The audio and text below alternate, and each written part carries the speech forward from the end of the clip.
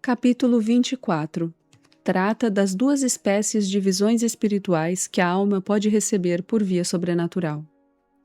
Falando agora das visões espirituais propriamente ditas, que o entendimento percebe sem meio algum de sentido corporal, podemos distinguir duas espécies: as visões de substâncias corpóreas e as visões de substâncias imateriais ou incorpóreas.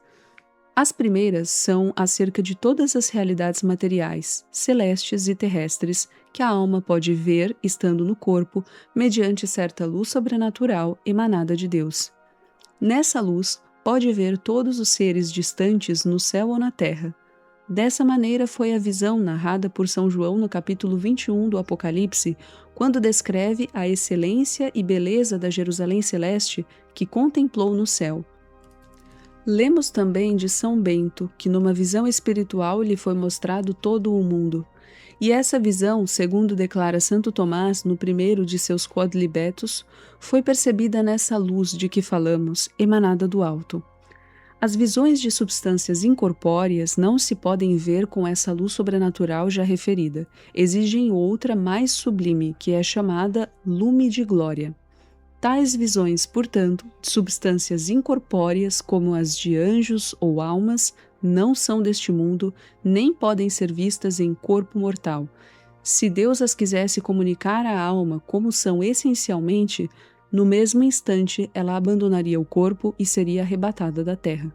Por este motivo, disse o Senhor a Moisés quando este lhe solicitava a graça de contemplar a essência divina: o homem não pode ver-me e viver. Era esta a razão por que os filhos de Israel se enchiam de temor quando pensavam que haviam de ver a Deus, ou que o tinham visto, ou a algum anjo do céu. Logo se lhes afigurava que depois disso morreriam. Dominados por esse temor, diziam o que lemos no Êxodo: não nos falhe o Senhor, não nos suceda morrermos. No livro dos Juízes também se conta como Manoé, pai de Sansão, julgando ter visto essencialmente o anjo que, sob o aspecto de um jovem formosíssimo, havia falado com ele e sua mulher, disse a esta: certamente morremos porque vimos a Deus. As visões de substâncias incorpóreas não são, pois, da vida presente, a não ser em caso muito raro e de modo transitório.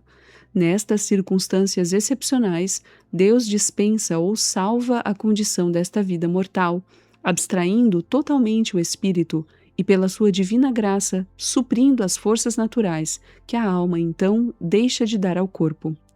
Assim é que São Paulo deve ter visto as substâncias imateriais no terceiro céu, conforme suas palavras. Foi arrebatado a vê-las, mas não sabe declarar se a alma estava no corpo ou não. Prova evidente de que ultrapassou os limites da vida natural por uma operação divina. Quando Deus, segundo cremos, quis revelar sua essência a Moisés, disse-lhe que o meteria na entrada da caverna, amparando-o e cobrindo-o com sua destra, a fim de que não morresse quando passasse a glória divina.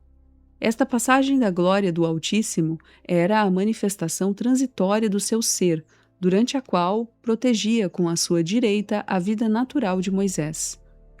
Mas estas visões tão substanciais como as de São Paulo, Moisés e nosso pai Elias, quando este cobriu o rosto à suave brisa em que Deus se manifestava, mesmo sendo transitórias, raramente acontecem, ou, melhor dizendo, quase nunca, e a bem poucos, porque Deus as concede aos que são muito fortes no espírito da Igreja e de sua lei, como o foram os 3 grandes santos mencionados.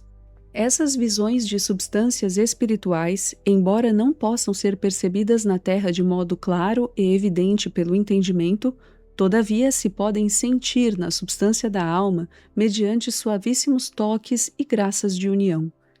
Isso, porém, já pertence aos sentimentos espirituais de que trataremos depois, com a ajuda de Deus, porque a eles se endereça e encaminha nossa pena, isto é, ao divino abraço e união da alma com a substância divina, e será quando falarmos da inteligência, mística, confusa e obscura, que ainda nos falta explicar, mostrando como, mediante esta notícia amorosa e obscura, Deus se une à alma em grau inefável e sublime.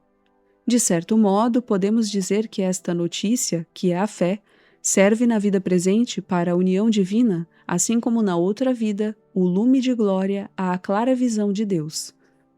Ocupemo-nos agora das visões de substâncias corpóreas percebidas espiritualmente à maneira das visões corporais. Como os olhos veem os objetos materiais com o auxílio da luz natural, assim a alma, pelo entendimento, vê interiormente esses mesmos objetos naturais ou outros ainda, segundo a vontade de Deus, por meio da luz sobrenatural já referida. O modo de ver, porém, é diferente, porque as visões espirituais ou intelectuais são percebidas com muito mais claridade e sutileza do que as visões corporais. Quando o Senhor quer conceder a uma alma essa mercê, comunica-lhe a dita luz sobrenatural, e nessa luz ela distingue facilmente e de modo muito claro o que Deus lhe quer mostrar do céu ou da terra, sem que a ausência ou a presença desses objetos tenham qualquer influência. Sucede como se uma porta se abrisse, deixando passar uma brilhante claridade, à maneira de relâmpago, iluminando repentinamente os objetos numa noite escura, fazendo-os aparecer como em pleno dia.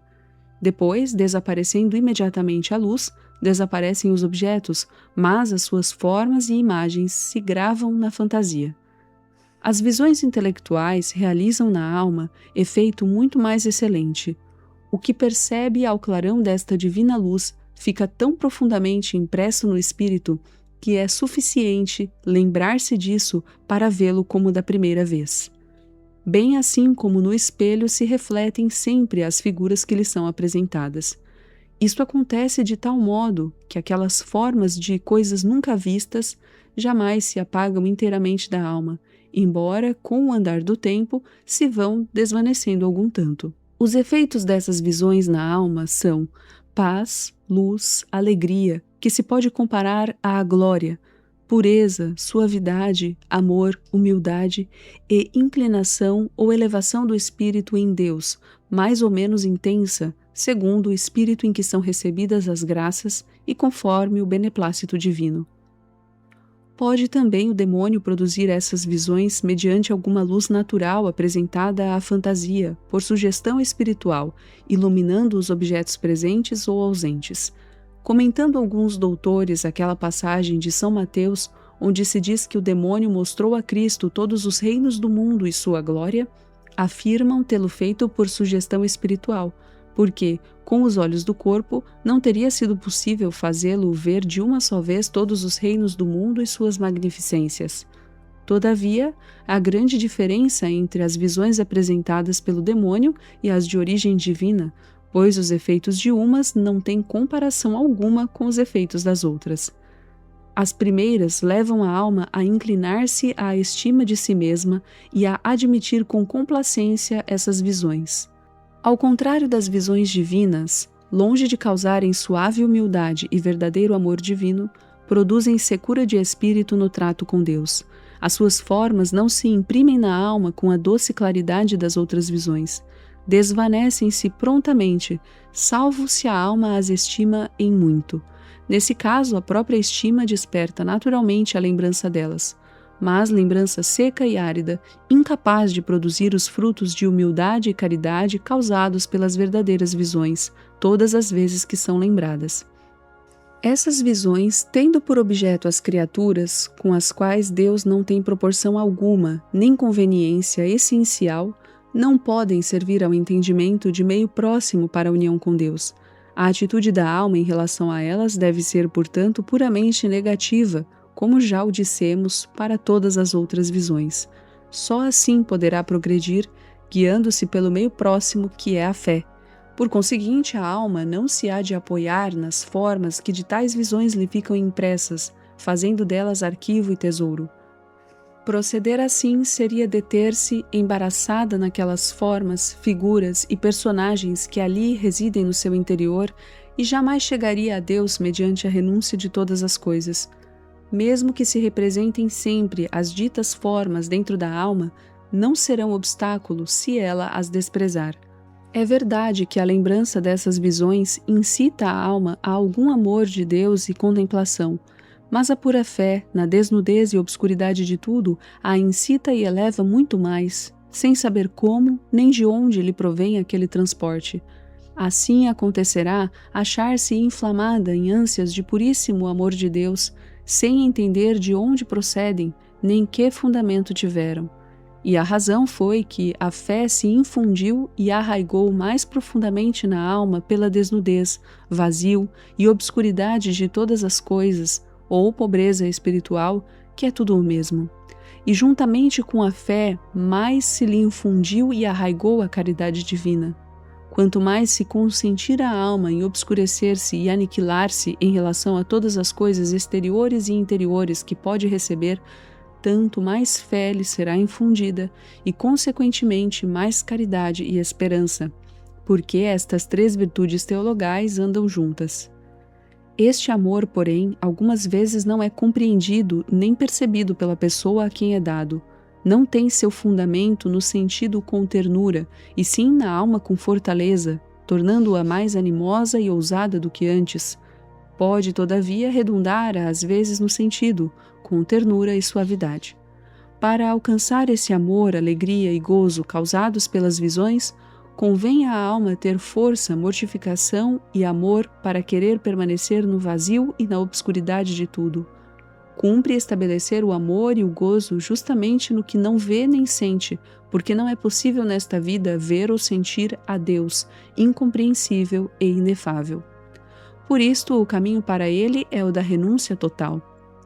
De outro modo, ainda que a alma seja tão prudente, humilde e forte, que não possa o demônio enganá-la nessas visões ou fazê-la cair em alguma presunção como sói fazer, não a deixará contudo ir adiante, porque ele põe obstáculo à desnudez espiritual e pobreza de espírito e ao vazio da fé, requeridos para a união com Deus. A respeito de todas essas visões, pode ser aplicada a doutrina desenvolvida nos capítulos 19 e 20, quando tratamos das visões e apreensões sobrenaturais do sentido. Por este motivo, não gastaremos aqui mais tempo no assunto.